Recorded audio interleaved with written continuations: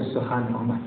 پس باید ضامن بگذاری ضمانت دهی که علیه او به همراه اهل قبیلت شورش نکنی.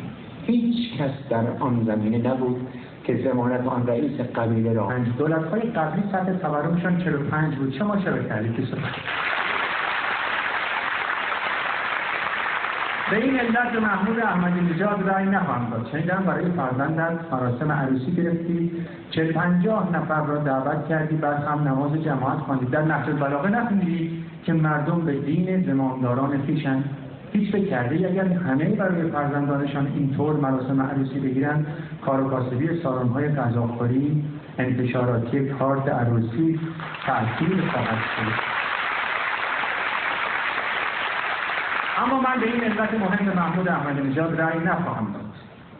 به خاطر فقط 4 یا 5 ساعت استراحت. آقای دکتر اگر همه 19 ساعت کار کنند که مملکت پیشرفت میکنه.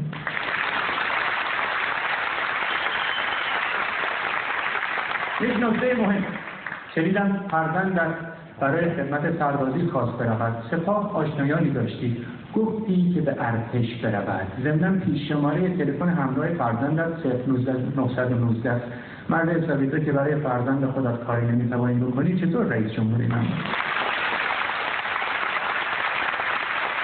و نکته آخر، هیچگاه از این گناه محمود احمدی نژاد نخواهم گذشت که وامی که باید به برج سازان تعلق می‌گرفت به کشاورزان و مردم درمانده.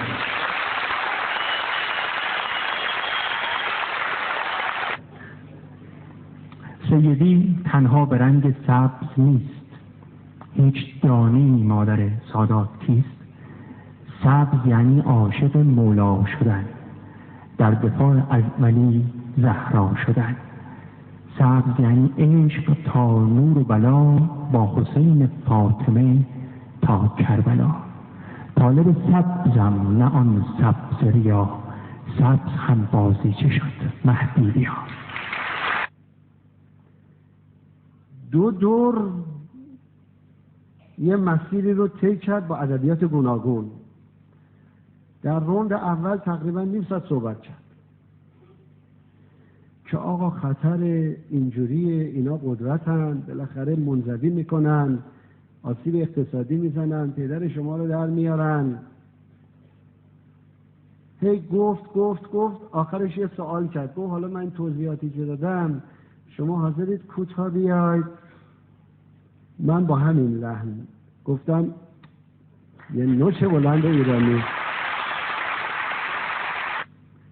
یه سند دیگری امضا شد که این از نگاه ملت پنهان ماند. این چی بود؟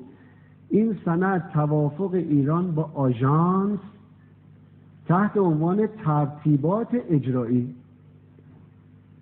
شما میدونید الان پادمان‌ها و NPT به این ترتیبه که شما اگر تأسیسات هسته‌ای درست میکنی 6 ماه قبل از اینکه تزریق گاز بکنید یا غنیسازی رو شروع کنید باید اطلاع بدید به آژانس. در